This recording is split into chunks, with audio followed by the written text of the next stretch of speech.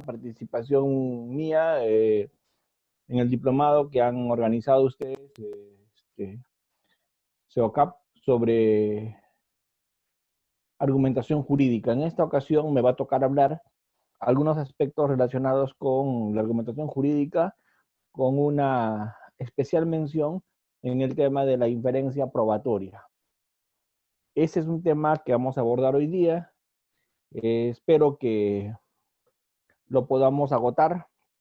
Y bueno, como siempre, en los eventos conmigo, siempre me gusta mucho la participación de las personas, me gusta que intervengan, los que pueden activar su cámara que lo hagan para no sentirme que estoy hablando solo y podamos interactuar y podamos intercambiar ideas, podamos hacer una reunión más activa que simplemente una suerte de conferencia en la que el único que participe sea yo.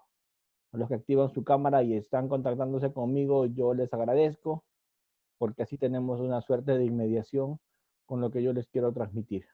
Muchas gracias los que lo hacen. ¿De acuerdo? Bien. Dicho esto, ya entrando en tema, consideramos que en el Perú tenemos un modelo procesal penal, un código procesal penal muy sui generis. El Código Procesal Penal peruano es un modelo que dista del sistema de enjuiciamiento criminal de Estados Unidos, del eurocontinental, del angloamericano. Es un modelo muy sui generis. El modelo en el Perú se basa en que luego del debate probatorio, en que luego de el enfrentamiento dialéctico entre las partes, luego de la lucha de contrarios que hay entre la fiscalía y la defensa, el juez emite sentencia. Pero el juez emite sentencia motivando su decisión. La esencia del modelo peruano es la motivación de la decisión del juez. En el Perú los jueces pueden emitir sentencia por mayoría, pero eso no obsta a que no tengan que motivar. El hecho de que se resuelva y se sentencie por mayoría no implica de modo alguno que se está afectando alguna garantía del procesado, porque la garantía fundamental de las decisiones en el Perú es la motivación. La decisión tiene que estar debida y correctamente motivada. Si la decisión está debida y correctamente motivada, la decisión en el Perú es válida. Es por eso la motivación en el Perú es una garantía. Cuando yo empezaba a estudiar litigación oral, obviamente empecé a estudiar litigación oral y lo primero que se me ocurrió fue viajar a Estados Unidos para hacer algunos cursos allá de litigación oral. Estuve en Estados Unidos haciendo cursos de litigación oral en California, en el NITA, el curso básico, el intermedio, el avanzado. Y lo que me enseñaron allí fue una litigación oral retórica, una litigación oral de persuasión, una litigación oral que apunta al convencimiento, que apunta a que el que va a decidir se convenza. Persuasión, actuación, alegación histriónica, alegación emotiva, alegación de ese nivel. Entonces yo eso lo aprendí en alguna medida cuando viajé allá. Sin embargo, esa litigación emotiva, esa litigación con efusividad, esa litigación basada en la retórica, en la persuasión, en el convencimiento, es una litigación que en el Perú nos ayuda, pero es una litigación incompleta para el Perú. ¿Por qué es una litigación incompleta para el Perú? Porque en el Perú los jueces tienen que no solamente estar convencidos, no solamente haberte creído, no solamente dentro de su corazón haberte aceptado tu alegación, sino tienen que estar en condiciones de motivar la decisión que van a tomar. Porque en el Perú los jueces motivan. En la litigación de un sistema common law, los jueces no motivan. Los jurados no motivan. Los jurados lanzan un veredicto que dice culpable o no culpable, o culpable o inocente, pero la motivación no está presente. La motivación no está presente porque no es una exigencia en esos países la motivación. Lo que en el common law se exige para que haya una sentencia para que haya un fallo del jurado es uniformidad. Todos tienen que estar de acuerdo.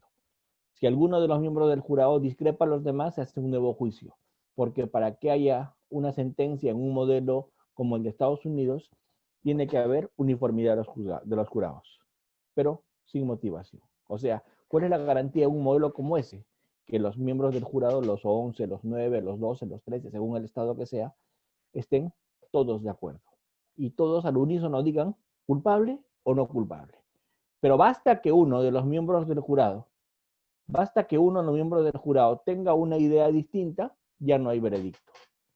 Entonces, en esos países sí vale una argumentación basada en la retórica, una argumentación basada en la emoción, basada en atacar el corazón del juzgador, ¿cierto? Entonces allí todos los abogados que litigan en causas penales obviamente tienen que seguir un curso que es casi obligatorio, que es un curso de teatro, porque tienen que saber teatralizar, tienen que saber alegar con efusividad, con emoción, con pasión, con persuasión. Y los libros que vas a leer allá de litigación te van a enseñar a litigar así. ¿De acuerdo? Porque lo que importa es la retórica. En nuestro modelo, en el modelo peruano, que tiene más bien un corte eurocontinental, no interesa mucho la retórica, porque estamos ante jueces que no van a resolver con el corazón, que no van a resolver con la emoción. Estos jueces nuestros van a resolver con la razón, porque la garantía no es la unanimidad, porque pueden haber sentencias por mayoría. La garantía en el Perú no es la unanimidad, no es la uniformidad. La garantía en el Perú es la motivación.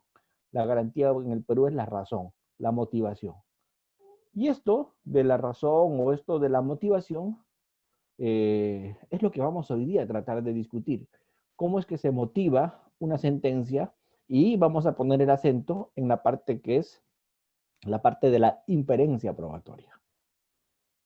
Por lo tanto, los litigantes peruanos, los que me están escuchando hoy día, los 60 y tantos que me están escuchando hoy día, tienen que tener claro una cosa. Lo que más valora un juez peruano cuando litigas frente a él, no es que le saques unas lágrimas, no es que lo emociones, no es que lo conmuevas, no es que llegues a su corazón. Eso no le sirve a la hora de sentenciar, porque por más convencido que esté en el fondo de su corazón, ese juez cuando emita sentencia va a tener que dar razones, va a tener que justificar su decisión de manera interna y de manera externa. Y solo si está bien justificada va a prevalecer su decisión, porque si no se la van a revocar y hasta puede incurrir en responsabilidad funcional. Entonces, en este orden de ideas, considero, señores participantes, que tenemos que practicar, tenemos que aprender a litigar con otro nivel de categorías. ¿Y cuál es el nivel de categorías? No tanto retórica, no estoy desmereciendo a los que les enseñan retórica, no estoy desmereciendo a los que les enseñan a ser emotivos de una apertura, en una clausura. Lo que estoy haciendo es diciendo que además de eso en el Perú le tienes que dar al juez razones, dar al juez argumentos, presentarle cuando litigas una justificación, para que el juez no solo te crea, sino además de creerte, tenga con qué fundamentar una decisión, tenga con qué fundamentar una absolución o una condena si tú eres abogado o eres fiscal. Si tú le llevas al juez razones cuando haces sus alegaciones, el juez va a recoger esas razones que tú le has llevado y con eso va a proyectar su sentencia. Entonces, en el Perú, está bien que te crea, está bien que lo emociones al juez, pero no es suficiente. Le tienes que llevar razones para que ese juez, su decisión, la pueda motivar, la pueda justificar. ¿De acuerdo? Entonces, con eso quería empezar, con esa precisión. No estoy, como repito por última vez, no estoy desmereciendo a todos aquellos que les enseñan litigación oral de otra forma. Yo estoy simple y sencillamente diciéndoles que en nuestro país, que está más apegado al sistema eurocontinental que al angloamericano, en nuestro país, un litigante tiene que llevarle las dos cosas al juez. Razones de persuasión, razones de emoción, pero sobre todo, razones de justificación, para que pueda decidir, porque sus sentencias en el Perú no se basan en una palabra culpable o no culpable. Las sentencias en el Perú se basan en una motivación, en una justificación, que es lo que realmente le da fuerza a la decisión. Entonces, vamos a dar hoy día algunas ideas sobre este tema de la justificación. Si me permiten compartir pantalla, vamos a hablar un poquito de la justificación. Muy bien. ¿Están viendo mi pantalla? ¿Sí? ¿Se ve?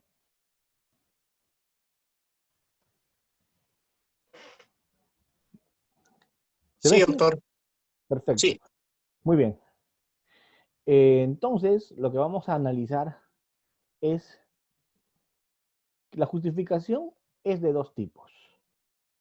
La justificación es de dos tipos. Justificación externa y justificación interna.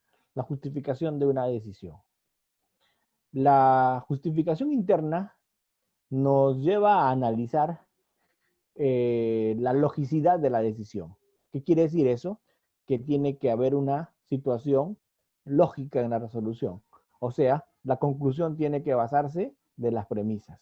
Las premisas tienen que fundar la conclusión. La conclusión tiene que salir de las premisas. Entonces, para que una sentencia esté bien justificada, esa sentencia tiene que cumplir las reglas de la lógica. Entonces, la justificación interna no es otra cosa que la logicidad de la decisión. Que la decisión esté hecha dentro de las normas de la lógica. Muy bien. Pero no basta con esa justificación interna, también tiene que haber una justificación externa. Y cuando estás en una justificación externa, ¿qué tienes que analizar allí? Cuando estás en una justificación externa, lo que tienes que analizar es las premisas. Todos sabemos que la premisa mayor en una sentencia, la premisa mayor en una alegación, la premisa mayor en todo razonamiento jurídico, ¿cierto? Ya seas fiscal, seas abogado, seas el sujeto procesal que seas, ¿cierto? Toda pretensión, toda decisión en materia de razonamiento jurídico tiene que tener una premisa mayor que va a ser siempre la norma y una premisa menor que van a ser los hechos. ¿Y cuál es la conclusión? La conclusión es la aplicación de la norma a los hechos. Si la norma nos dice, será reprimido con pena privativa de libertad no mayor de 20 años el que mata a otro, de 6 a 20 años el que mata a otro, si la norma nos dice eso, esa es la premisa mayor que voy a emplear. Estoy mencionando cuál es la norma. La premisa menor será, está probado que Juan Pérez mató a Perico Los Palotes. ¿Cuál será la conclusión? La aplicación de la norma al hecho. Entonces, ¿cuál será la conclusión? Juan Pérez, que está probado mató a Perico Los Palotes, tendrá que merecer una pena entre 6 a 20 años. Entonces, eso es lo que hacemos todos los abogados todos los días, ¿cierto? Los que están en esta situación pagan impuestos, dice la norma. X está en esa situación, conclusión, X paga impuestos, ¿cierto? El adulterio es una causal de divorcio, dice la norma. Juan Pérez es adúltero. ¿Cuál es la conclusión? Juan Pérez incurrió en una causal de adulterio. Toda nuestra vida los abogados nos pasamos haciendo eso sin darnos cuenta. Toda nuestra vida los abogados nos pasamos haciendo eso, que son razonamientos jurídicos aplicando este esquema de justificación interna, este silogismo, ¿cierto? Que la premisa mayor siempre va a ser una norma, la premisa menor siempre va a ser un hecho, y la conclusión va a ser la aplicación de la norma al hecho. La famosa subsunción normativa. Al hecho probado le corresponde la consecuencia prevista en la norma. Esa va a ser la subsunción normativa. ¿Sí? Bien. Entonces, la justificación interna pasa por la logicidad de la decisión. La justificación interna pasa porque la decisión sea lógica, porque la decisión cumpla, ¿cierto?, estos principios de la lógica. Y la justificación externa más bien analiza la validez de las premisas. Analiza la validez de la premisa mayor, analiza la validez de la premisa menor. Eso es la justificación. La justificación interna tiene que ver con el razonamiento normativo y tiene que ser con el razonamiento fáctico. Cuando vas a hallar el razonamiento normativo, vas a hacer el razonamiento normativo para hallar la norma aplicable al caso concreto, tienes que manejar N categorías. No es tan fácil. Todos los que acá me están escuchando me dan la razón tal vez que no es tan fácil. Algunos dirán, para mí es elemental, pero por lo menos para el suscrito, para mí no es tan fácil establecer o encontrar la norma a aplicar al caso concreto. Porque para aplicar la norma a un caso concreto, tengo que seleccionar una norma. Y para seleccionar una norma, tengo que analizar ciertos principios. Por ejemplo, en concursos de leyes, tengo que ver el principio de especialidad, ¿cierto? El principio de consunción, absorción, ¿cierto? Alternatividad, subsidiariedad, son principios que tengo que manejar, ¿cierto? Principios de subordinación, jerarquía, constitucionalidad, prevalencia, etcétera. Entonces, como se dan cuenta, no es tan sencillo hacer una selección normativa. Si hay concurso aparente de leyes, si hay concurso real, si hay concurso ideal, si hay delito continuado, si hay delito masa, es todo un tema encontrar la norma aplicable. ¿De acuerdo? Eso a nivel del análisis que hace el fiscal y el abogado defensor. Pero ¿qué tal si el abogado defensor elige una causa de exculpación? Tendrá que decir cuál es la causal de exculpación prevista en el artículo 20 del Código Penal, o si una causa de justificación también, cuál es esa causa de justificación.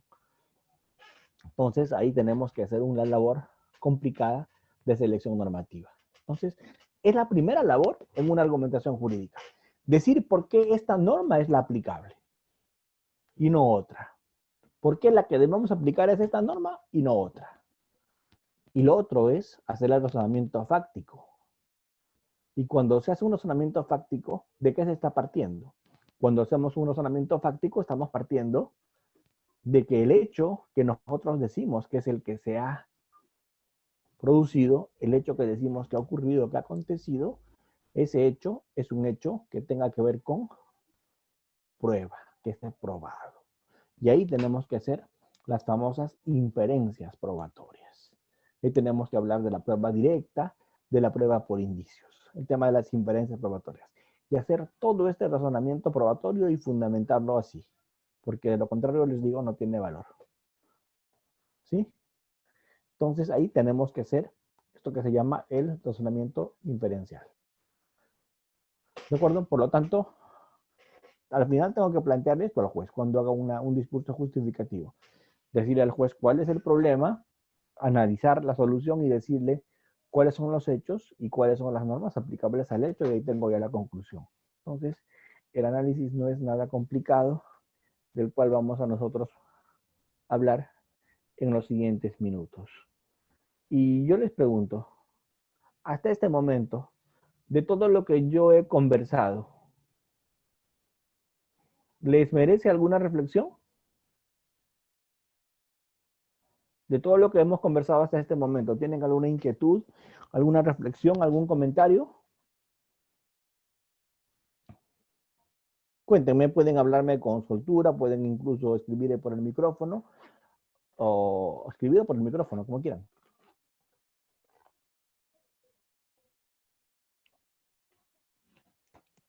Comunicar a los participantes que hay una opción para levantar la mano y se les va a habilitar el micrófono. Esa posibilidad también podemos tener, porque yo lo que quiero, les había dicho, me interesa que interactuemos, me interesa que intercambiemos puntos de vista.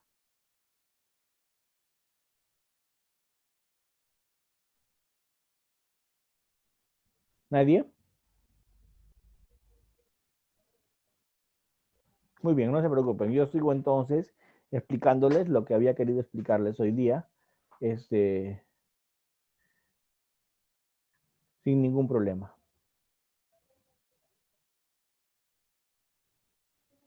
¿Están viendo mi pantalla o no? A ver, vamos a compartir pantalla.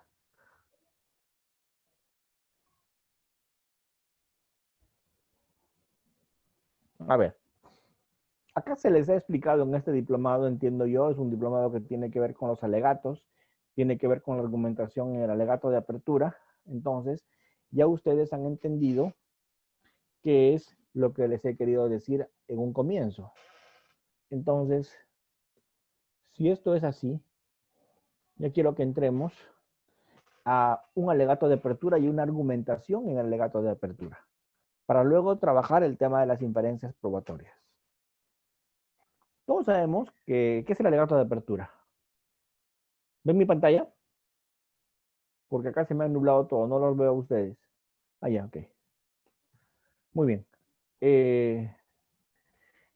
Dentro de una litigación oral, el alegato de apertura, algunos le llaman presentación inicial, otros le llaman alegato de inicio, independientemente de cómo le llame, de la teoría del caso que van a hacer las partes.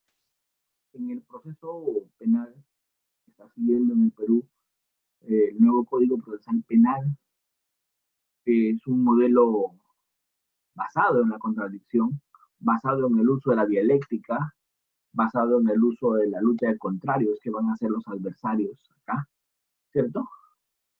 Se tienen que trabajar muchas instituciones como exámenes, contraexámenes, conducciones de audiencias, objeciones, declaraciones previas, prueba material y todo eso.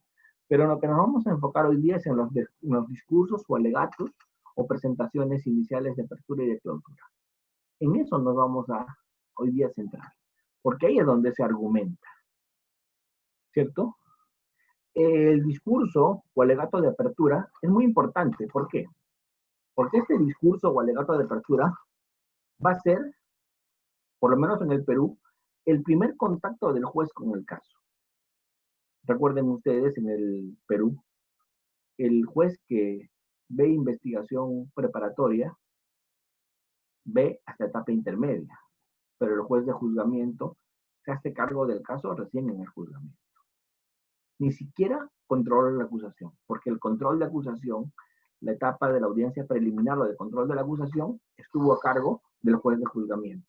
Con lo cual, el juez que ha acá dirigido el juicio, el juez que va a dirigir el juicio, es un juez que no ha tenido conocimiento del caso en ningún otro momento.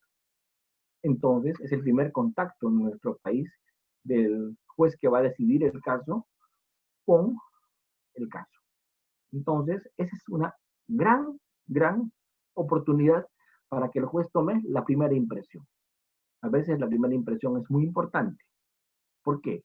Porque si esa primera impresión al juez le hace ver el tema creíble, o sea, con esa primera impresión el juez ya ve tu caso con un nivel de credibilidad y habrás logrado lo primero que te había dicho al comienzo que debes lograr cuando litigas, que el juez te crea. Entonces, ya que es lo que te queda si ya el juez empezó a creer en tu caso, lo que te queda es darle las razones para que justifique la decisión. Entonces, tu tarea a partir de ahí va a ser justificar ya su decisión. Entonces, lo primero que tenemos que dejar claro es que el discurso de apertura va a ser el primer contacto del juez con el caso.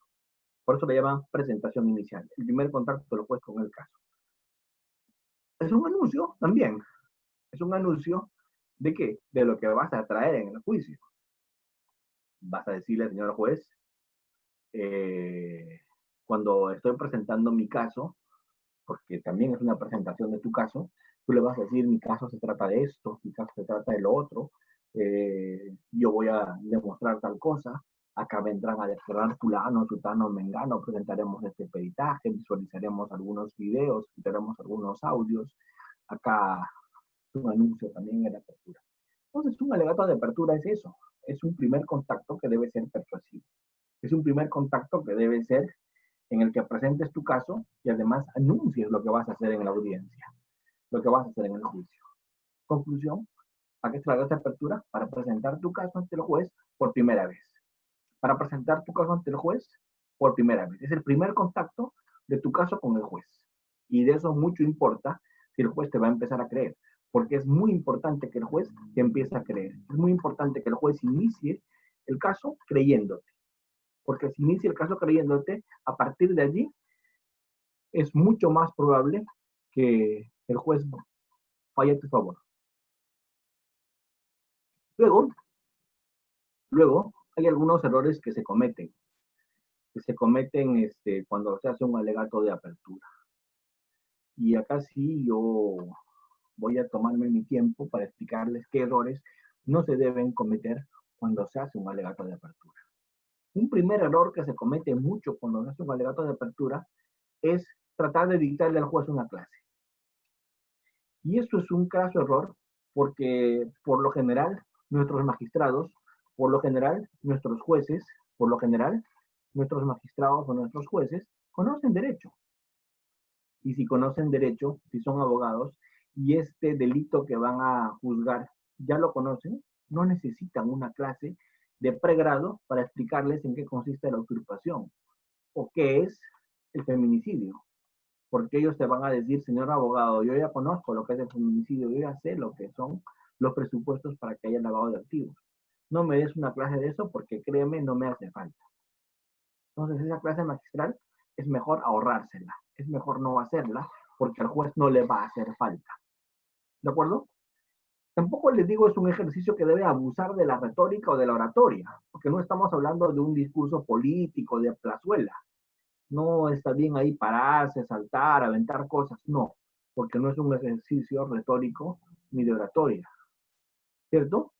Debes llamar la atención al juez, debes captar su atención, debes hacer que el juez te entienda, te crea, debe ser persuasivo, pero no abusar de la retórica, no abusar de la oratoria a nivel ya político, ¿sí? Porque no es un alegato político, ni mucho menos, es un alegato emocional. ¿Se puede argumentar en la apertura? Sí, pero ¿con qué puedes argumentar en la apertura? Jamás con pruebas, porque todavía las pruebas no se han actuado. Lo que puedes hacer es argumentar con hechos que vas a probar en el juicio. Y así es importante argumentar. Señor juez, este hecho lo probaré con este testigo. Entonces tú le estás ya dando una suerte de argumentación, pero no estás argumentando con pruebas porque todavía en ese estadio procesal no hay pruebas. Estás argumentando con hechos. Entonces se argumenta con hechos que tú prometes probar. ¿De acuerdo? Un discurso de apertura no puede incurrir en omisiones. En un discurso de apertura tienen que darse todo lo que tiene que darse. Tienen que estar identificados los protagonistas, tiene que estar claro el lugar y el momento del hecho, ¿cierto? Tiene que estar claro las circunstancias en que se produjo el hecho, con qué instrumentos se actuaron, ¿cierto? Entonces, esto no debe ser muy prolongado, no debe ser muy dilatado, para que al juez le cuentes tu caso, le cuentes cómo es que tú ves que se ha producido el caso, debería ser suficiente 10 a 15 minutos. No debería ser más el tiempo que tú debas emplear para hacer tu alegato de apertura. Algunos jueces hasta dan menos tiempo, pero no debería ser demasiado. Porque lo único que tú quieres es contarle al juez de qué se trata tu caso, ¿cierto?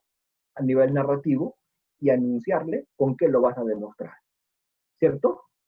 Y eso, decirle dónde radica la controversia. Señor juez, si bien es cierto, la parte contraria admite que estos hechos ocurrieron, el punto controvertido es este.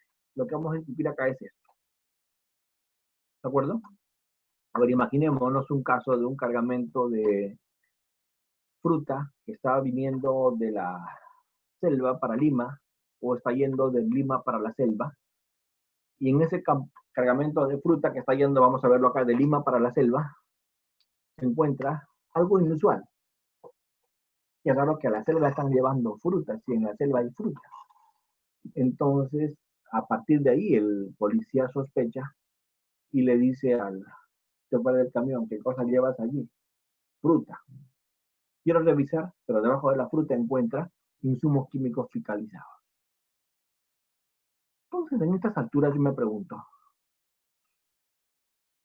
¿qué es lo controvertido?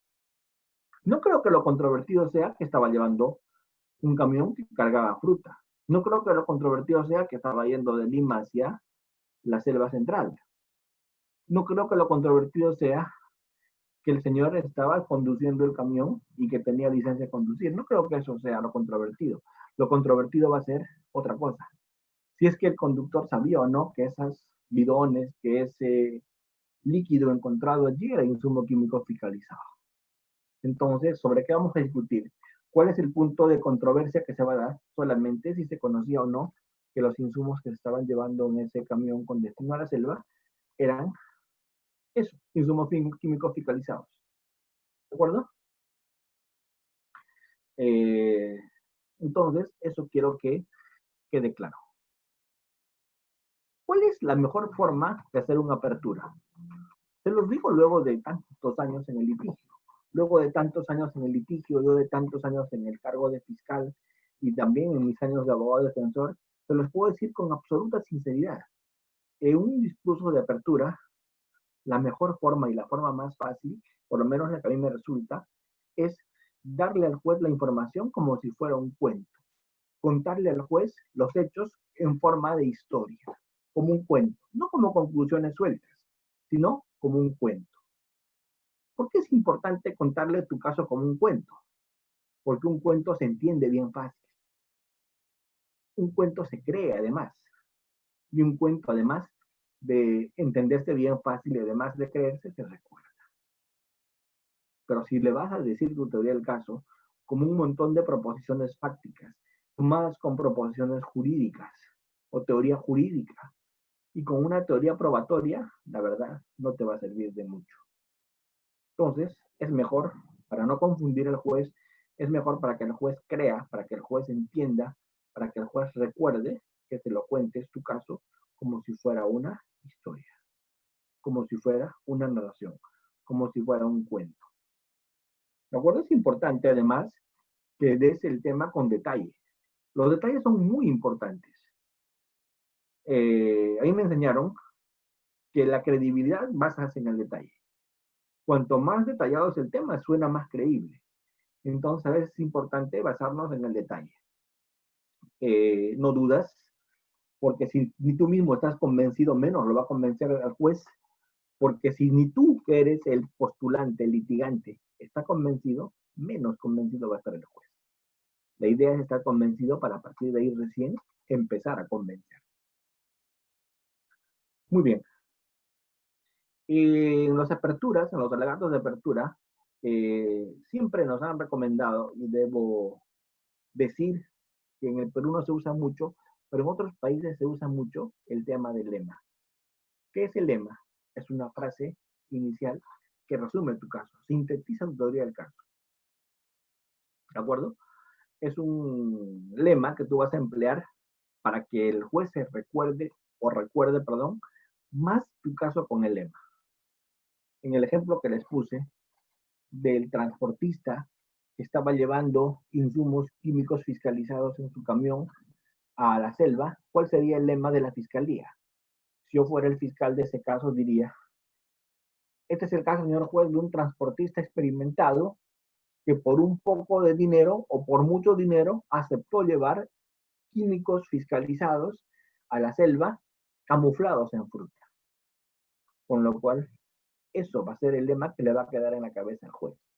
Mañana cuando vengan nuevos abogados, mañana cuando vengan otros casos, el juez se va a acordar del caso, porque el juez va a decir, ya, ese es el caso de los insumos químicos fiscalizados que estaban viajando camuflados dentro de la fruta. ¿Ven? Porque se acuerda del lema. Sin embargo, si tú eres abogado defensor, el lema no va a ser ese. Si eres abogado defensor, el lema va a ser otro. ¿Y cuál será tu lema si eres abogado defensor? Si eres abogado defensor, tu lema va a ser, señor juez, este es el caso de un transportista ingenuo al que le pidieron que transporte una carga, nunca le dijeron lo que realmente era y este creyó. Él creyó que se trataba de abono, pero no se dio cuenta que eran insumos químicos fiscalizados. Ese sería el lema del abogado defensor. Un transportista ingenuo, un transportista hasta tonto, pero no delincuente. ¿Sí? Entonces, es importante esto del lema. Este tema del lema es muy importante si es que lo sabes usar. ¿De acuerdo? Si el lema es malo, si no resume tu caso, mejor no lo uses. Ahora, tampoco el lema tiene que ser gracioso y además no decir nada. No hace mucho veía un juicio en el que el abogado como lema había llevado tras cuernos palos. Entonces, ese abogado no tenía ni idea de lo que es un lema. Porque tras cuernos palos yo lo puedo entender en un contexto. Pero si no tengo el contexto, ¿cómo voy a entender ese lema? ¿Sí? Entonces, el lema tiene que ser el resumen del caso, no se olvide. El lema es el resumen del caso. Muy bien. Cuando hagas una apertura, el miedo, la venganza, el odio tienes que disimularlo si lo sientes, porque el alegato de apertura no puede ser un alegato emotivo, porque daría cuenta de tu imparcialidad, ¿cierto? Entonces, el lema no es tan fácil hallarlo, y si lo hallas, te puede ser de mucha ayuda. Si lo hallas, te puede servir bastante. El lema no es tan fácil hallarlo, pero si lo hallas, como te digo, te podría ser de gran utilidad. Muy bien. En el apertura lo que vas a hacer simplemente es prometer. El apertura es un discurso de promesas. En el apertura lo que tú vas a hacer es prometer lo que vas a hacer en el proceso. Entonces, el consejo que siempre te dan acá es nunca prometas lo que no estás seguro de poder cumplir. Nunca prometas más allá de lo que vas a cumplir. ¿Por qué? Porque la contraparte le va a hacer saber al juez en el alegato de clausura, le va a decir, señor juez, mi colega de la defensa o mi colega de la fiscalía ofreció mucho. Han pasado meses y estamos en el mismo lugar. Ven, entonces es importante que seas muy prudente en las promesas. No prometas más de lo que puedes dar. No prometas más de lo que puedes cumplir. ¿Sí? Muy bien. ¿Es bueno anticipar debilidades también? Sí, porque podrías tener debilidades. Ningún caso es perfecto. Todo caso tiene debilidad. Entonces, si mi testigo, si mi perito eventualmente tienen alguna debilidad, es mejor que yo lo anticipe. ¿Para qué? Para poderlo planchar. Lo anticipo para poderlo justificar. Lo anticipo para poderlo explicar. Y con eso, ¿qué le hago? Le quito impacto cuando la otra parte me quiera fastidiar con eso. Si la otra parte me quiere fastidiar con eso, yo le quito impacto diciendo, ese es un tema, señor juez, respecto del cual pues ya está todo claro. Muy bien. Antes de entrar al alegato de clausura, quiero saber si hasta este momento estamos entendiendo, estamos viendo bien lo que yo les quiero transmitir, o todo está confuso. Cuéntenme. Ahora sí, el organizador me ha dicho que les está activando su micrófono para que puedan discutir. Cuéntenme, doctores, de todo lo que hemos conversado.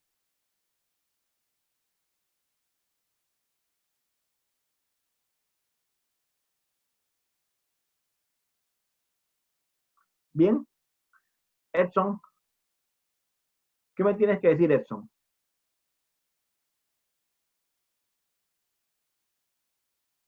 ¿Qué opinas de lo que estamos conversando? ¿Todo bien?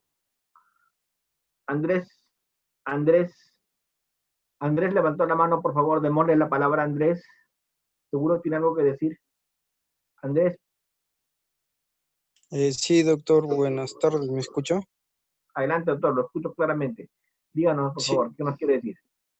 no, muy buena su ponencia. Efectivamente es muy útil porque como yo he estado viendo, hay abogados, defensores, que muchas veces utilizan como que son muy académicos, ¿no? En sus alegatos de apertura y como que al juez eso no sé si la palabra correcta será aburrirlos, pero como que le quita hilación del tema, pues así que creo que un buen alegato de apertura debe ser concreto y puntual, creo más que nada, ¿no? Así que me parece son muy buenos los consejos que nos está dando. Gracias, doctor. Es que, a ver, pensemos en una cosa. Todos ustedes son abogados, la mayoría lo son, y tienen algún nivel de experiencia. Un juez, ¿qué es lo que desconoce? Un juez lo que desconoce es el hecho. Un juez lo que desconoce es la prueba. Pero el derecho es lo que el juez conoce. Entonces, ¿a qué parte le va a prestar más atención el juez? ¿Qué parte el juez va a escuchar con mayor atención? ¿Qué parte a ese juez le va a interesar más escuchar? Eso es lo que le quiero hacer reflexionar. ¿Cuál es la parte que el juez va a tener más interés en escuchar? ¿La parte que conoce o la parte que desconoce? Créanme, y se los puedo garantizar, si estás en una audiencia y respecto de la parte fáctica, tú le hablas al juez, los hechos son estos, y esos hechos se pueden probar de esta manera, con esta prueba y esto, o los hechos han quedado acreditados de esta forma u otra, ese juez te va a atender muy bien. Y te va a atender muy bien, ¿por qué? Porque le interesa esa parte. Pero lamentablemente, doctores, si tú vas y le empiezas a dar una clase de derecho al juez, le empiezas a explicar lo que es el hurto, los elementos normativos, subjetivos, descriptivos del hurto, ¿cierto? ¿Cuál es el bien jurídico protegido? El juez te va a mirar y te va a decir mentalmente, a mí que me importa todo eso, como si yo no supiera. ¿Ven? Entonces el juez va a estar pensando ya que ahora terminas de decir cosas que a nadie le interesan. Por eso es que es importante analizar eso. Lo que va a ser materia de la sesión de hoy día, que es lo que hoy día vamos a discutir. ¿Hay alguna pregunta más?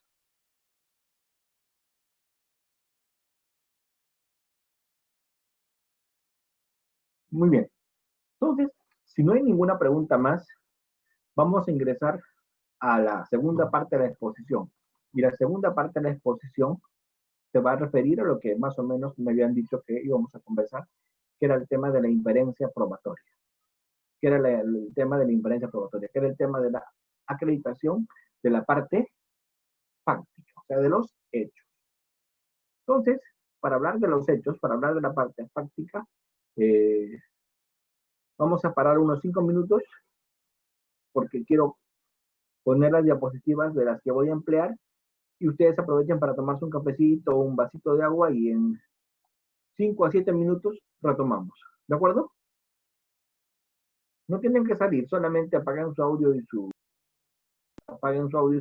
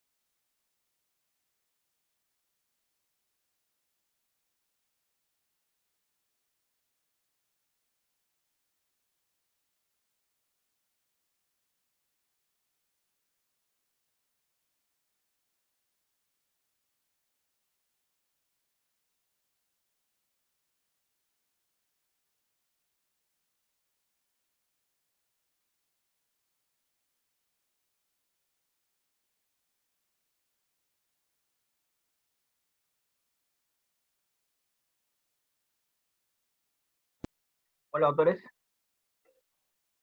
¿Me escuchan? Sí, doctor. Podemos retomar entonces.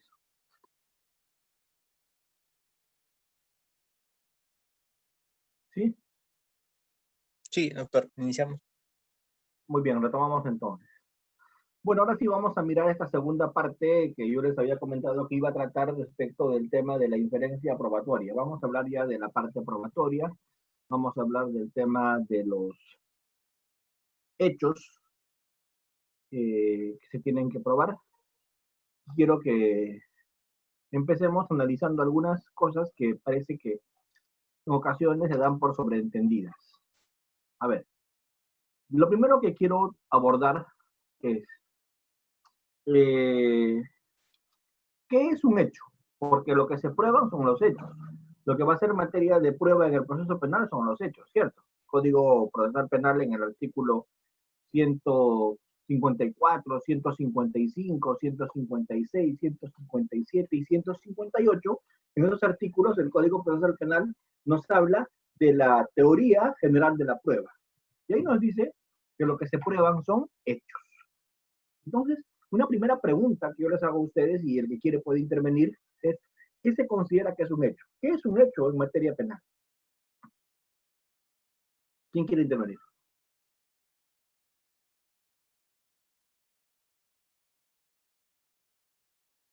Un hecho es una circunstancia, una característica de cierta persona, de cierta cosa o de cierta institución, por un lado. O sea, por una parte el hecho puede ser una circunstancia, una característica de una institución, de una persona o de una cosa. El camión es del año 1982. Hecho. Circunstancia. El camión se volteó. Acontecimiento. Entonces, el hecho puede ser visto desde dos ángulos. El hecho puede ser visto como una característica o el hecho puede ser visto como una circunstancia. Es una característica cuando estoy describiendo alguna cualidad del objeto, de la persona o de la entidad. Y estamos ante una circunstancia cuando lo que estoy describiendo es un acontecimiento. Entonces, una definición muy simple de un hecho que a veces me gusta dar es que los hechos son acontecimientos, los hechos son características de las personas, de las entidades y de las cosas. Eso es un hecho. Circunstancias y características que tienen que ver con personas, cosas o entidades. Eso es lo que tenemos que probar en materia procesal penal. Eso es lo que se prueba. Eso es el objeto de prueba. Y acá tengo mi código que lo he traído para conversar con ustedes respecto de ese tema. Y nosotros revisamos el nuevo Código Procesal Penal y nos vamos al artículo que yo les había dicho que tiene que ver con el tema de la prueba. Bien, estamos en el artículo 155, que habla de la actividad probatoria. Nos dice que se prueban hechos. Artículo 156. Se prueban hechos. Hechos que tienen que ver con qué? Hechos que tienen que ver con punibilidad, determinación de la pena, medida de seguridad, así como los referidos a la responsabilidad civil derivada del delito.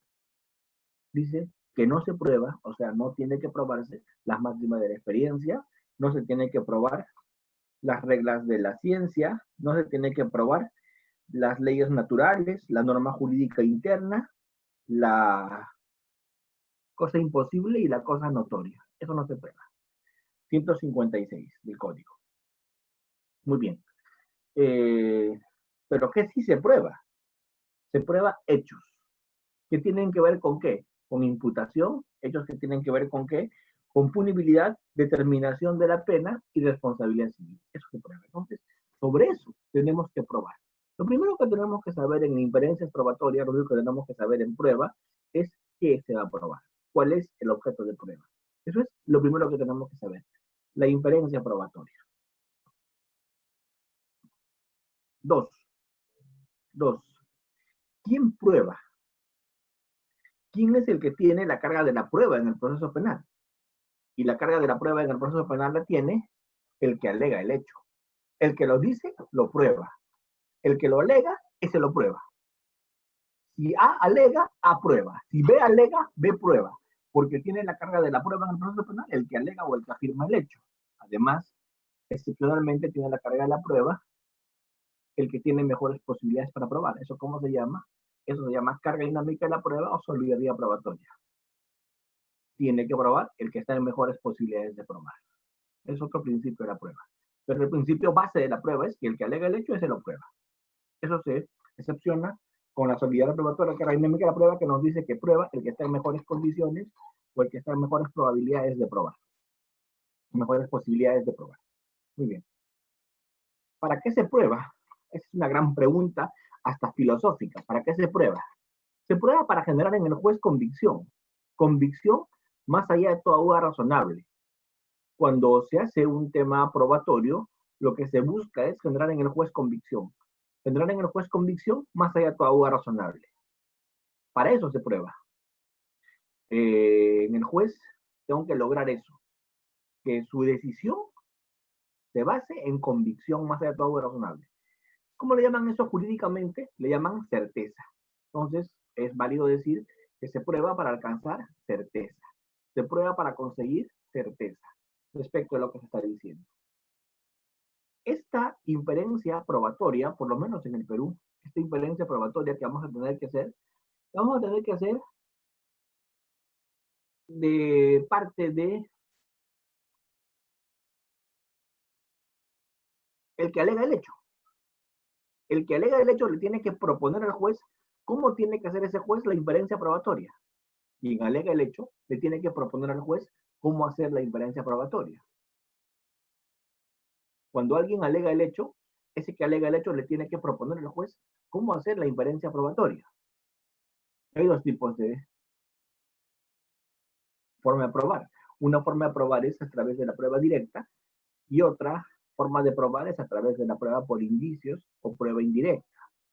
Cuando yo estoy haciendo prueba directa, cuando yo hago prueba directa, automáticamente hacer prueba directa implica que no tengo que hacer ninguna inferencia mayor. Lo que tengo que hacer simplemente es verificar la actuación probatoria y de ahí directamente va a salir lo que se quiere probar. No tengo que inferir mayormente. ¿Sí? No tengo que inferir mayormente. Si Juan Pérez viene y me dice, yo vi, yo presencié, yo estuve allí cuando Perico de los Palotes disparó, prueba directa. No tengo nada que inferir de allí. No hay ninguna inferencia que tengo que hacer. No infiero nada de eso. Juan Pérez disparó y mató a Perico de los Palotes. Ahí no se requiere hacer ninguna inferencia. Juan Pérez disparó y mató a Perico de los Palotes. El tema es muy puntual. El tema es muy concreto. Juan Pérez disparó y mató a Perico de los Palotes. Sin embargo, cuando yo digo, yo no vi que Juan Pérez mató a Perico de los Palotes, pero Juan Pérez odiaba a Perico de los Palotes. Entonces, si Juan Pérez odiaba a Perico de los Palotes, yo lo que estoy diciendo es otra cosa. Yo lo que estoy diciendo es, yo no vi, pero puedo inferir que Juan Pérez odiaba a Perico de los Palotes. Y como puedo inferir que lo odiaba, puedo inferir que lo mató. Yo sé que lo odiaba. Y como sé que lo odiaba, puedo inferir que lo mató.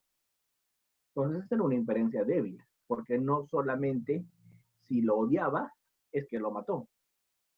Tengo que irme con una inferencia mayor. Juan Pérez lo odiaba. Además, lo había amenazado.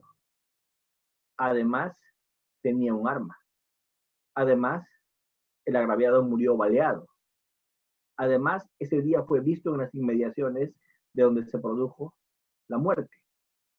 De todo ello, de una manera más consistente, yo puedo inferir que lo mató. Pero ahí no hay prueba directa, hay una prueba inferencial o prueba indiciaria. ¿De acuerdo? La inferencia probatoria se va a tener que hacer así. Y yo sí creo, porque yo sigo lo que dice González, lo que dice Tarufo, lo que dicen hoy día los mayores tratadistas sobre el tema de la prueba, que hasta en la prueba directa hay que hacer algún nivel de inferencia. De repente no una inferencia tan grande como cuando se hace el análisis de la prueba indiciaria, pero sí hay que hacer algún nivel de inferencia probatoria. Incluso cuando se hace, créanme, incluso cuando se hace el tema de la prueba directa, cuando se analiza prueba directa. Entonces, cuando hago una inferencia probatoria a nivel de prueba por indicios, yo lo que voy a tener que hacer y lo que voy a tener que afirmar es algo basado en qué. Voy a tener que hacer algo basado en máximas de la experiencia, reglas de la ciencia. ¿Qué me dice el artículo 158? El artículo 158 del Código Procesal Penal me dice cómo tiene que hacerse la inferencia. El artículo 158 del Código Procesal Penal, en el inciso tercero, me dice, la prueba por indicios requiere, o sea, la prueba por indicios requiere que el indicio esté probado. O sea, cada indicio, cada hecho indicador tiene que estar probado. 2, que la inferencia esté basada en reglas de la lógica, la ciencia o de la experiencia. Y 3, que los indicios sean contingentes, plurales, concordantes y convergentes, asimismo que no se presenten contraindicios consistentes. Es como se tiene que hacer una inferencia probatoria para acreditar la parte de la justificación externa de la parte de la norma. Los indicios tienen que ser, como dicen, probados, plurales, convergentes, ¿cierto? Y tiene que haber ausencia de contraindicios consistentes. Hasta acá, la inferencia indiciaria. Voy a poner un gráfico para que ustedes lo entiendan tal vez mejor.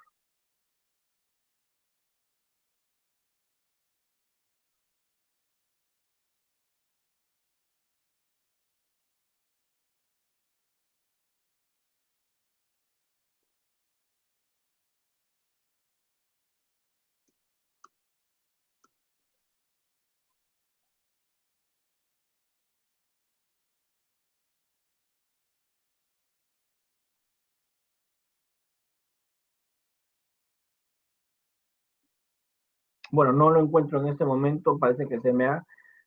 Quería compartirlo en la pantalla, pero algo ha pasado.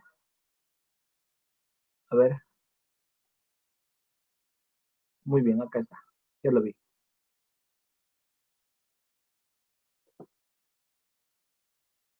Muy bien. Ya lo vi, acá está.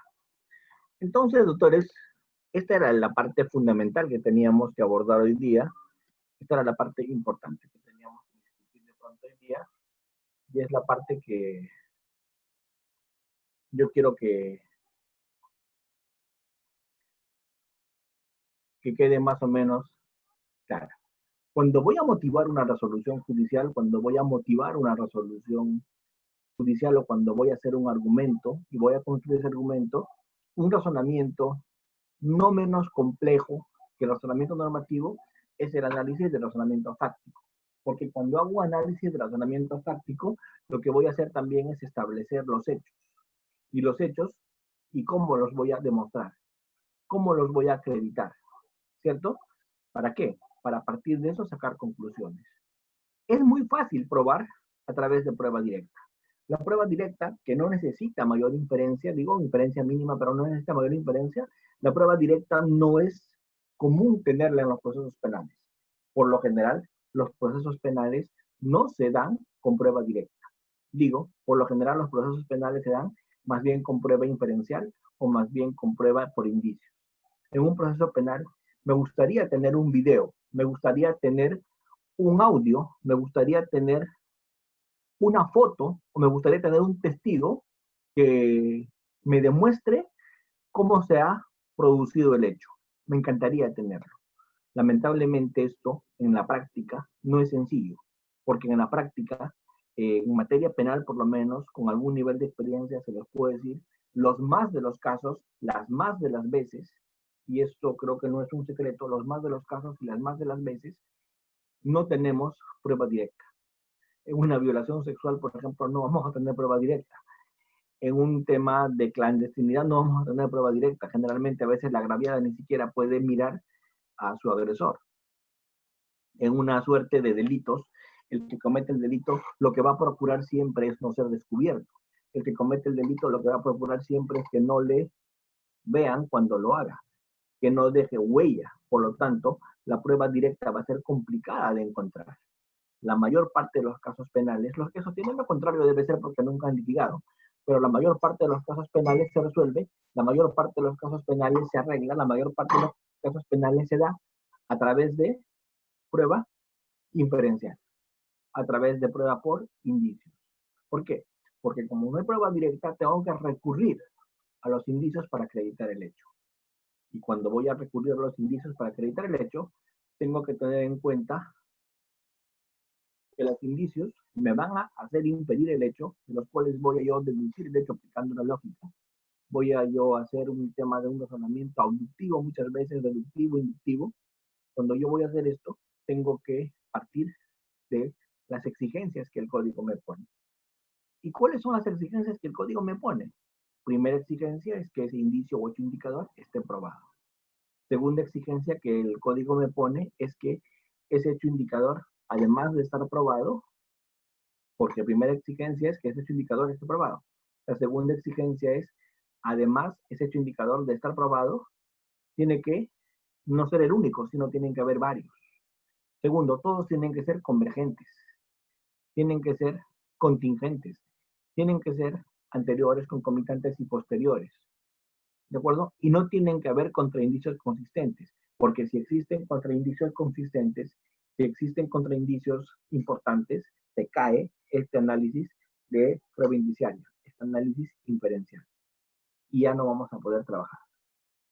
¿De acuerdo? Entonces, esos requisitos mínimos tiene que cumplir la prueba por indicios o la prueba inferencial. ¿De acuerdo? Ese discurso justificativo que les había comentado, que les iba hoy día a explicar un poco cómo se hace, es que tiene que pasar por establecer hechos, ¿cierto? Y las normas aplicables al hecho, hacer la subsunción y hacer una conclusión. Hay algunos criterios que tengo que tener yo siempre cuando voy a trabajar argumentaciones. Y esos criterios siempre van a ser el orden, la claridad, la fortaleza argumentativa, la suficiencia argumentativa, la coherencia lógica y la diagramación. Son criterios que tienes que elaborarlos cuando vas a hacer un argumento escrito, cuando lo vas a redactar. Pero esto también aplica, y aplica muy bien para todo lo que es la argumentación, incluso oral. La argumentación oral, la argumentación verbal, la argumentación verbalizada. Cuando ya casi entramos al tema de los alegatos ya de clausura, ya los alegatos de cierre, cuando yo voy a argumentar en alegatos de clausura, cuando voy a argumentar en alegatos de cierre, el esquema es distinto. Cuando ya estoy en un alegato de cierre, en un alegato de clausura, ya la cosa es bastante diferente. Cuando estaba en alegatos de apertura, yo estaba prometiendo. Pero cuando estoy en alegatos de clausura, ¿qué quiere decir el alegato de clausura? Quiere decir que toda la actuación probatoria ya se dio. Si estoy en el estadio de alegato de clausura, quiere decir que toda la actuación probatoria en el juicio ya se dio. Si llegué al alegato de clausura, toda la actuación probatoria ya se dio. Entonces, ¿qué me toca? Me toca armar el rompecabezas. ¿Por qué? Porque, como digo, lo prometido es deuda. El alegato de clausura, vamos a dar acá algunos conceptos sobre el alegato de clausura, la argumentación de las inferencias. Primero, es el único momento de argumentar con prueba. El alegato de clausura es el primer y único momento para argumentar con prueba. En la apertura podía argumentar, sí, pero argumentar con hechos. En el alegato de clausura es el primer y único momento donde yo puedo argumentar con prueba. La única oportunidad para poder argumentar con prueba es el alegato de clausura. Tengo que organizar toda la información y es la última posibilidad que tengo para convencer al juez. ¿De acuerdo? Es la última posibilidad, porque después del alegato clausura ya viene palabras finales, defensa material y luego viene la sentencia. Por lo tanto, como abogado es la última oportunidad que tengo para convencer al juez. Entonces, ¿qué debo haber logrado en el alegato de clausura? Debo haber esquematizado y organizado toda la información que se dio a cabo en la audiencia. En el alegato de clausura, lo que yo voy a presentarle al juez es una información esquematizada, una información concreta de qué, de todo lo que ya se dio en el desarrollo del juicio oral. Esto lo debo tener esquematizado, lo debo tener organizado. ¿Por qué? Porque cuando hago un juicio, cuando soy litigante y asisto a un juicio, todo lo que acontece, todo lo que ocurre en el juicio lo debo ir registrando, lo debo ir anotando, lo debo ir señalando. ¿Para qué? Para que esa información yo la tenga organizada el día del alegato de clausura. Con lo cual voy a poder argumentar con esa información del juicio, porque toda esa información del juicio tiene un nombre y se llama prueba, porque se actuó con oralidad, se actuó con publicidad, con contradicción, con inmediación, con concentración. Entonces, todo lo que se actuó en el juicio es prueba. Por lo tanto, con eso se va a poder sentenciar, porque solo se puede sentenciar con lo que se hace en juicio. No se puede sentenciar con lo que se hace en etapas previas al juicio, salvo prueba anticipada y prueba preconstituida. Pero todo lo que se hace en juicio es lo que me sirve para sentenciar. Entonces, esa información la debo tener bien organizada. Y con eso debo argumentar en el alegato de clausura, con la información que tengo lograda en el juicio, y es mi última posibilidad y es el último momento con el que tengo que convencer al juez. ¿Sí? Sin embargo,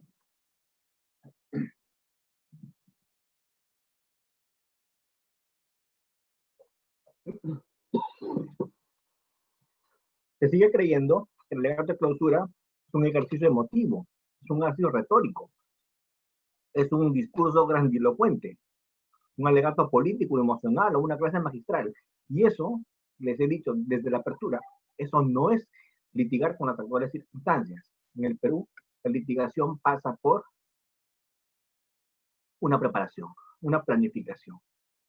Debo explicar lo ocurrido argumentando con qué, argumentando con todo lo que se hizo en el juicio, remarcando fortalezas, explicando debilidades, ¿cierto? ¿Qué debo centrar en el clausura? ¿Qué es lo que ocurrió? Y lo que ocurrió es lo que yo dije en mi teoría del caso. ¿Qué es lo que ocurrió? ¿Y por qué ocurrió? ¿Cuáles son las causas y motivos? ¿Por qué ocurrió? ¿Y por qué es creíble eso que ocurrió? Porque tengo prueba que demuestre los hechos. Prueba que demuestre los hechos porque la actué en el juicio y esa prueba que tengo en el juicio demuestra los hechos de manera consistente, sin dudas. Pero sin alegato de clausura no soy capaz de dejar claro qué fue lo que realmente ocurrió, las causas o los motivos y qué prueba demostró los hechos ni los detalles consistentes de todo eso, pues lamentablemente no dije nada. Algún consejo de estructura de un alegato final es empezar con tu teoría del caso, argumentar de parte a todo lo que se ha hecho en el juicio, establecer la norma aplicable y terminar con un cierre categórico. Una introducción al comienzo, presentas tu teoría del caso luego, delimitas la controversia, o sea que es el punto controvertido, narras los hechos, con qué están probados los hechos, ¿cierto? Y luego analizas la parte probatoria y la conclusión. ¿De acuerdo? ¿Cuáles son algunos consejos sobre alegato de clausura cuando argumentes? Normalmente es mejor trabajar por orden cronológico para que el juez se oriente mejor. Y siempre, siempre, todos los hechos tienen que estar con su evidencia, que les dé credibilidad. Igual los testigos. En la apertura, prometiste. En el clausura le vas a decir, señor juez, lo que prometí, cumplí. Señor juez, lo que prometí, cumplí. Por eso es que la apertura y la clausura tienen que estar íntimamente relacionados. Porque lo mismo que has dicho en la apertura vas a decir en la clausura, pero con tiempos distintos. En la apertura dices, probaré, demostraré, acreditaré, y en la clausura dices, logré, lo hice. ¿De acuerdo? En este momento de la exposición, yo quiero preguntarles a ustedes si respecto de todo esto que hemos pretendido abordar hoy día, tenemos algunas inquietudes o algunos comentarios. Miguel Reategui levantó la mano. Miguel, por favor, ¿le pueden dar la palabra a Miguel? Adelante, Miguel, te escuchamos. Doctor Frank, buenas noches. Gusto escucharlo nuevamente. Hola, Miguel, ¿cómo estás? Cuéntame. Doctor Frank, tengo una pregunta. Mira, hacer un pequeño comentario también y finalizar con una pregunta. Es algo cierto y no va a ser negado, ¿no? Que hay pocos magistrados que realmente conocen esto de lo que es las pruebas por indicios. Son pocos, y los pocos que hacen, y los pocos que conocen, casi la mitad, pues, hacen unos razonamientos lógicos. Porque una cosa es argumentar con indicios, pero las inferencias están mal, los hechos probados, los hechos por probar. Eso yo me he dado cuenta en varias sentencias que leí. Yo soy abogado litigante. Ahora me tocó una sentencia, bueno, y agradezco que me haya tocado una sentencia, bueno, me buscaron para la apelación, ¿no?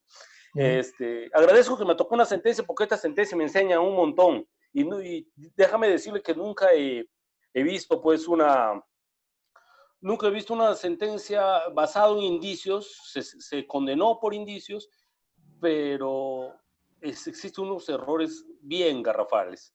Déjame decir, a ver, ese es el comentario, ¿no? Y ahora tengo acá una sentencia, doctor, a mi patrocinado lo condenan por tentativa de feminicidio. 2 chicos de 19 años pelearon los chicos en el departamento del chico, y el chico, pues, agarra un cuchillo y le dice, ¿sabes qué? Ya, porque le vio en la discoteca a la chiquita, o a la señorita, le vio con otro enamorado, con otra persona agarrándose la mano. Y el chiquito le llevó a la casa y conversaron todo. El joven mi patrocinado se empieza a enojar, pues, por lo que la ha visto agarrar de la mano, y le dice, ¿sabes qué? Ahora sí te mato, le dice, agarra el cuchillo. Pero no ha hecho ni un acto, pues, que se pueda considerar que haya tenido esa intención de causar la muerte. Y la chiquita, de asustada, se mete al baño y del baño empieza a gritar. Y como es un condominio, viene el vigilante con la presidenta del condominio y empiezan a patear la puerta. El vigilante patea la puerta y abre la puerta, bota la puerta. Y el chico estaba sosteniendo un cuchillo. Y el vigilante vino, oye, amigo, tranquilízate. Bueno, le hace como así un ademán de tranquilizarlo y logra quitarle el cuchillo previo forcejeo. Lo quita el cuchillo.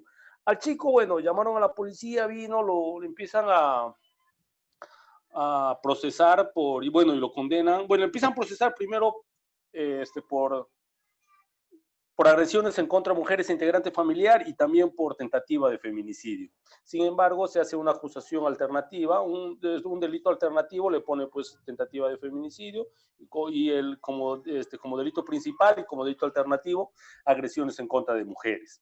Pero el hecho es que en la sentencia se fundamenta y se hace referencia al caso, bueno, en la sentencia, pues, manifiestan que se está condenando, ¿no? Basándose en indicios, pero sin embargo hacen referencia a la sentencia del caso de Juliana Yamoja, y todos sabemos que es la 3651 del 2006, pero todos sabemos que esta sentencia, bueno, los que hemos tenido la oportunidad de leerlo, esta sentencia, pues, en otras palabras, el Tribunal Constitucional ha dicho que esta sentencia está pésima, está mal desde el inicio hasta el fin.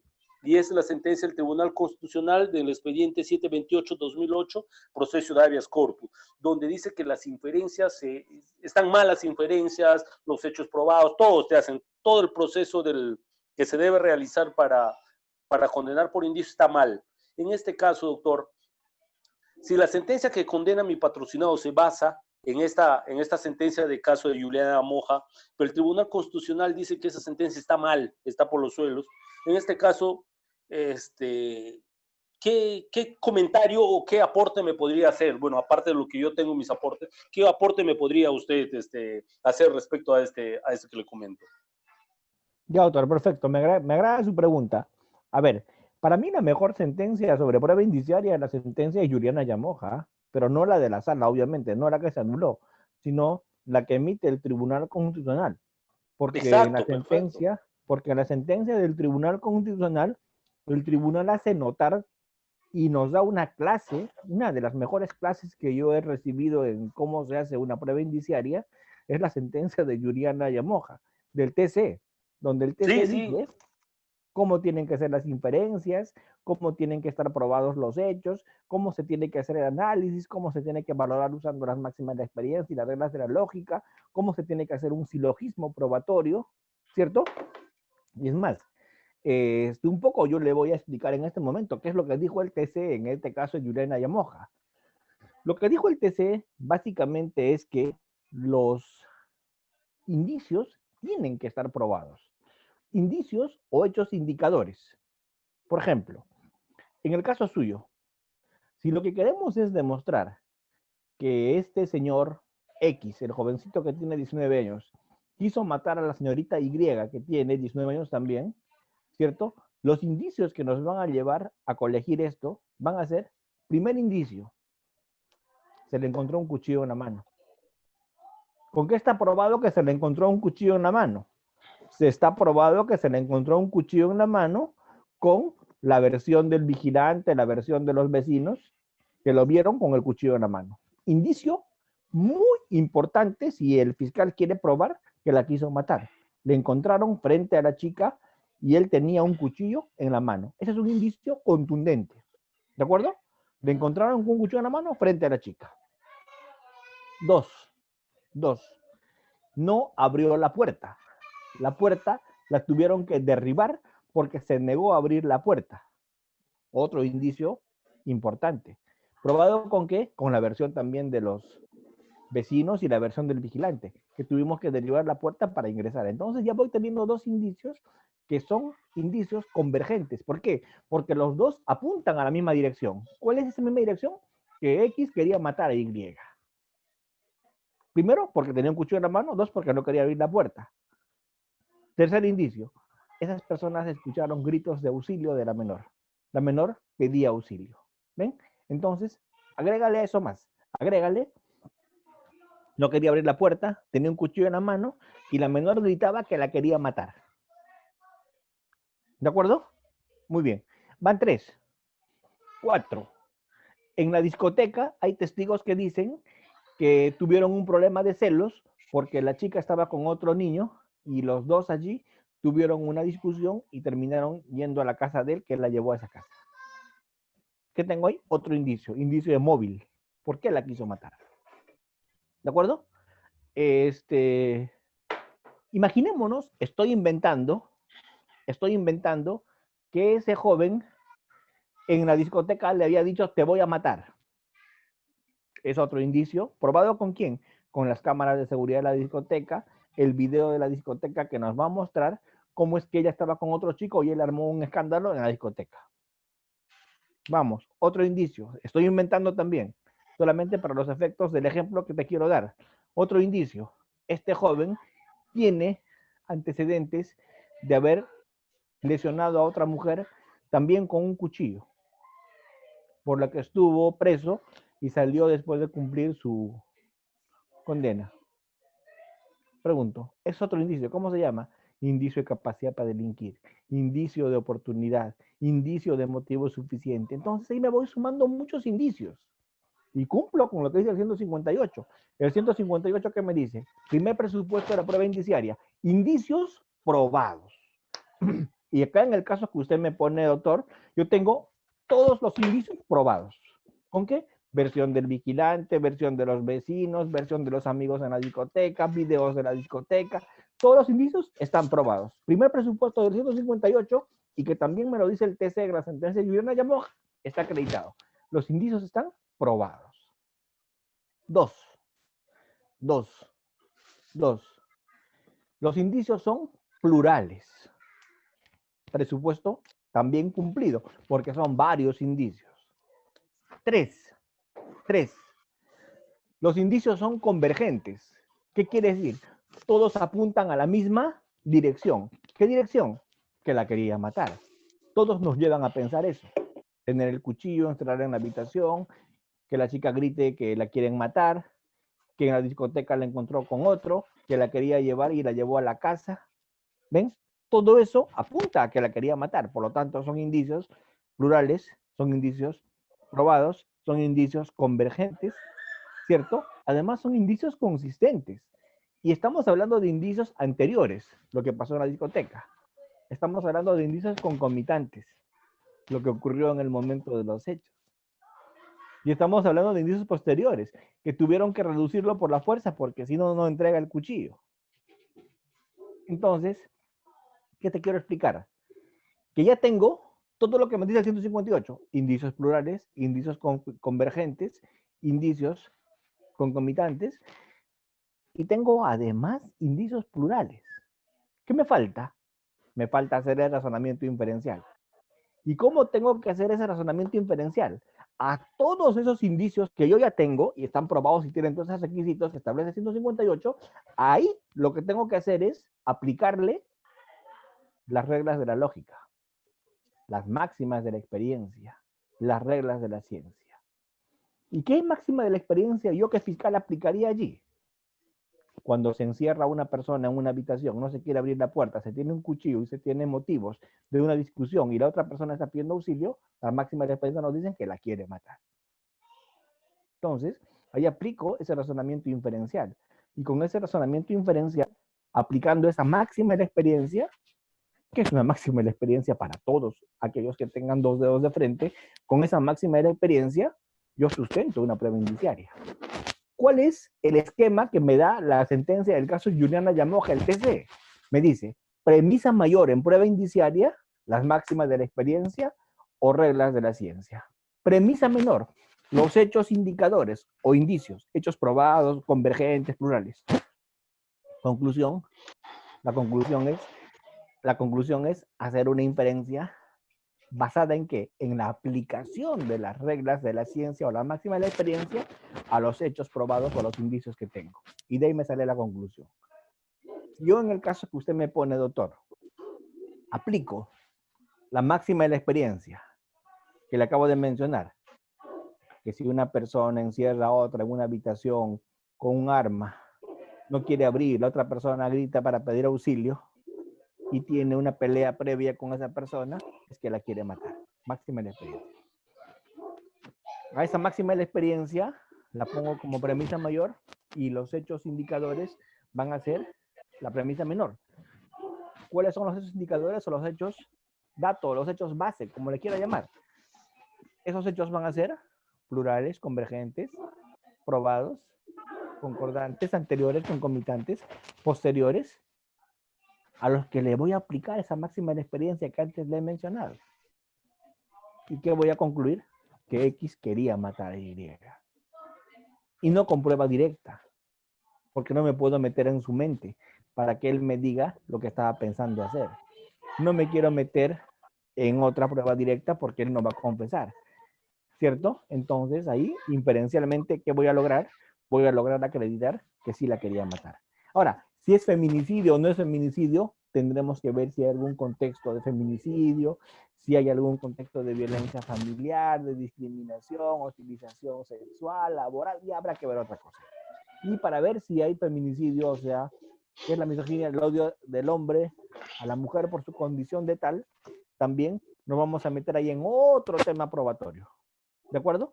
Pero más o menos con lo que te quiero explicar es cómo se debe construir una inferencia probatoria en materia indiciaria. El ejemplo que me has puesto es brillante y me ha ayudado mucho para yo con ese ejemplo poder haber partido de lo que quería y explicarte un poco el tema de la prueba indiciaria.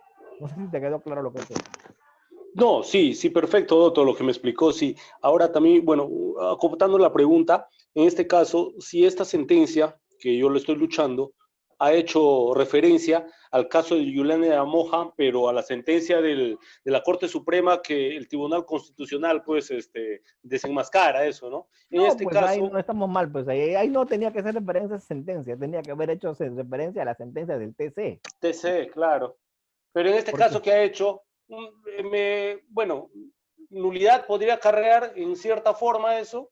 Estás haciendo referencia a algo que no es válido, porque el Tribunal Constitucional se pronuncia señalando que en un extremo, déjame darle una lectura muy breve, doctor, que no es 30 segundos, hace referencia. Así las cosas, efectuado el examen de suficiencia mínimo, resulta evidente que no estamos ante una sentencia válida y constitucionalmente legítima, sino por el contrario, ante una decisión arbitraria e inconstitucional, dice. Eso es lo que hace referencia al TC. Por eso, a ver, para no entrar en el caso concreto y más bien hablarte de un tema más bien genérico que te puede servir. Doctor, ¿de acuerdo? A ver, Sí, te voy a sí, decir algo. Te voy a decir algo, a ver. Todos recordamos el caso de Abencia Mesa, ¿verdad? Sí. A Abencia Mesa se le condenó con prueba indiciaria, porque no hubo prueba directa mayor. Se le condenó con prueba indiciaria a ella y a Mamanchura. A Abencia Mesa como instigadora y a Mamanchura como autor directo respecto de la muerte de Alicia Delgado. ¿Recordarás ustedes? Sí. ¿Sí? Ya está. El TC anuló esa sentencia. ¿Y por qué anuló la sentencia de Abencia Mesa? Porque la prueba indiciaria se hizo mal. Porque una de las máximas de la experiencia que se aplicó para este caso no era una máxima de la experiencia. Pero la sala, ¿qué hizo? Aplicó como máxima de la experiencia algo que no era máxima de la experiencia, sino un prejuicio homofóbico. Y te explico. ¿Sabes lo que dijo? Está probado que Abencia Mesa era lesbiana. Hasta ahí está bien. De repente su propia versión, de repente está aprobado ese tema y no hay ningún problema que Abencia Mesa sea lesbiana. Que sea lesbiana, no hay ningún problema. Está aprobado, es un indicio. Abencia Mesa es lesbiana. Punto. Hasta ahí no había ningún problema. Pero después me saca una máxima de la experiencia con la que saca una inferencia. ¿Y sabes cuál es la máxima de la experiencia que saca la sala penal? Que las lesbianas son violentas. Entonces, ¿qué le dice el TC? Esa no solo no es una máxima de la experiencia, sino es un prejuicio homofóbico. Porque ¿dónde es una máxima de la experiencia que una lesbiana es violenta o que un homosexual es violento? Esa no es una máxima de la experiencia, es un prejuicio. Eso es equivalente a decir que las mujeres de la selva tienen sangre caliente. O es equivalente a decir que cuando una mujer dice que no, en realidad es sí. O que todos los hombres son iguales, adúlteros. ¿Ven? Esas, por ejemplo, no son máximas de la experiencia. Esos son prejuicios. Y en una prueba indiciaria tengo que tener mucho cuidado de aplicar máximas de la experiencia, pero no prejuicios. Ahí tenemos que tener mucho cuidado, doctor. Mira, a ver, ¿cuándo hay prueba directa? Y pongo este ejemplo para todos, para dejar centrado este tema, porque yo pensaba que estaba redundando mucho, pero lo voy a explicar una vez más. A ver, si yo quiero acreditar que Frank Almanza estuvo en el ambiente donde estoy grabando hoy día, prueba directa, ¿cuál sería? El video. El video de SEOCAP va a acreditar absolutamente, el video de SEOCAP va a acreditar absolutamente que Frank Almanza estuvo grabando en este ambiente, porque está el ambiente y estoy yo. Punto. Es prueba directa. Pero ¿qué pasa si no hay el video de SEOCAP? ¿Con qué acreditas que yo estuve acá? Con prueba por indicios. ¿Y qué prueba por indicios emplearás allí? Una prueba por indicios que te la voy a desarrollar. ¿Cuál sería? Se encontró los documentos de Frank Almanza. Se encontró las huellas de Frank Almanza en el escritorio y en la silla. Además, se encontró la laptop de Frank Almanza. Además, se encontraron los anteojos de Frank Almanza. De todo eso, que son indicios probados, ¿con qué están probados esos indicios? Con el acta de hallazgo, con la versión del que llegó e hizo la inspección en el lugar, están probados todo lo que se encontró en el lugar. Con lo cual, indicios probados, hechos probados, plurales, convergentes, contingentes. ¿Qué nos falta? Conseguir una máxima de experiencia. ¿Y cuál sería la máxima de experiencia? Si varias cosas de una misma persona son encontradas en un lugar y asimismo sus huellas en objetos móviles de ese lugar, se puede concluir que la persona estuvo en ese lugar. Máxima de experiencia. ¿De acuerdo? Esa máxima de experiencia le aplico a todo lo que se encontró en el lugar y ¿qué cosa concluyo? Que estuvo en ese lugar. Esa es una inferencia válida en prueba indiciaria. Entonces, si bien es cierto, doctor, se lo digo con todo cariño, usted me ha dicho que no ha visto muchos casos de prueba indiciaria en materia penal. Yo le digo, eso es posible. porque no se está aplicando mucho la prueba indiciaria en materia penal porque no se conoce. Pero sí les digo, es lo que más debería aplicarse, porque Sí. cada vez es más difícil conseguir pruebas directas, ¿cierto? Entonces ahí habría que hacer un razonamiento inductivo o un razonamiento deductivo o de pronto también un razonamiento abductivo. ¿Qué es un razonamiento abductivo? ¿Qué es una abducción? Una abducción es la mejor explicación, la más creíble, aunque no necesariamente la real. ¿De acuerdo? La explicación más creíble, aunque no necesariamente la real, la mejor explicación. Que de repente no es científica, pero por lo menos es la mejor explicación. ¿De acuerdo? Pero entonces, el razonamiento inductivo y el razonamiento deductivo. Pero acá tienes que trabajar también el tema de la lógica. Este tema no es tan simple como parece, pero tampoco es complicado. Yo lo que he tratado de darles hoy día son algunas pautas para trabajar este tema de la prueba por indicios o la prueba indiciaria a través de lo que me han pedido explicar, que es el tema de la inferencia probatoria. Y es lo que tenemos que justificar y lo que tenemos que sustentar cuando hacemos un razonamiento en la segunda parte, que es en la parte de los hechos probados. ¿Sí? ¿Alguna pregunta más? Doctor, bueno, para culminar, una pregunta breve, para dar oportunidad a los compañeros. Con todo Doctor, gusto. mira, hay, por ejemplo, en este proceso, hay bueno, la parte de la defensa técnica ofreció el reporte de ingresos al penal de la agraviada. O sea, la agraviada Ya, son enamorados y hasta la actualidad siguen como enamorados. ya, Presentó su reporte de ingreso, que es casi durante los 9 meses que duró la prisión preventiva, la señorita le visitaba continuamente, todos los domingos al acusado. ya. Sin embargo, la defensa técnica presenta esto para hacer ver que, bueno, no ha habido, pues, no hay un... No, lo presenta para hacer ver que entre ellos sigue, pues, esta relación de enamorados y que no ha pasado este hecho a mayores, ¿no? No, porque la chiquita se retractó en juicio oral. Pero, sin embargo, y es cierto que existe la comunidad de pruebas, pero, sin embargo, el colegiado, ¿qué es lo que dice? Esto nosotros, bueno, la defensa lo presenta para hacer ver que sigue la relación entre ellos, entre agresor y víctima, sigue la relación amorosa. Pero sin embargo, el colegiado lo valora señalando que efectivamente sí se verifica el ingreso a la menor, sin embargo, eso es un indicio de que la menor ha caído en un círculo de violencia, dice. Pero para un círculo de violencia yo considero que debe haber pues la opinión de un experto, una pericia psicológica, donde diga efectivamente ha caído en un círculo de violencia, o por las máximas de la experiencia también se podría deducir eso. En este caso, específicamente respecto a esta prueba, el colegiado, bueno, por principio de comunidad de pruebas, el colegiado está en la posibilidad de darle una valoración distinta para lo que fue ofrecido este medio probatorio. Absolutamente. Se puede dar una valoración distinta porque no se olvide una cosa, que desde el momento en que la prueba se actúa, el juez lo puede valorar aplicando la sana crítica. Esto es su inferencia razonable que tiene que hacer. ¿De acuerdo? Entonces, no tiene que darle necesariamente el sentido que tú le estás llevando. A veces el tema te sale al revés. Tú le llevas para una cosa y termina dándole otra connotación. Esa es la valoración que le va a dar el juez.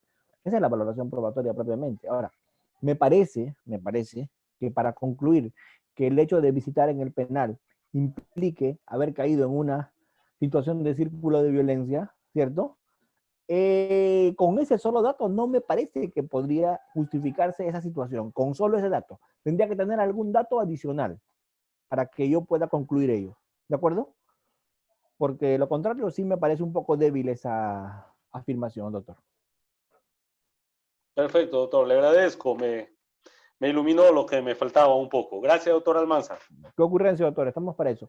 Doctores, por favor, algunas preguntas más que quieran abordar, porque este es un tema que a mí me hubiera gustado tocar con otro nivel de información, pero es bastante poco corto el tiempo. Todo lo que me han pedido tocar hoy día era alegatos de apertura, alegatos de clausura, el tema del razonamiento inferencial, la prueba indiciaria, el tema de la argumentación jurídica, o sea, la cantidad de temas que me han propuesto ha hecho que trate de agotarlos en la medida de lo posible, pero siempre se te quedan algunas cosas. Por eso las disculpas del caso, si es que no abordé todo lo que me habían pedido abordar. ¿Sí alguna pregunta más? ¿Ninguna? Muy bien. Entonces, si no tengo más preguntas, muchas gracias por su participación, muchas gracias por haberme escuchado, muchas gracias por haberme acompañado hoy día y como siempre es un placer estar con ustedes. Hasta cualquier oportunidad. Gracias, doctores.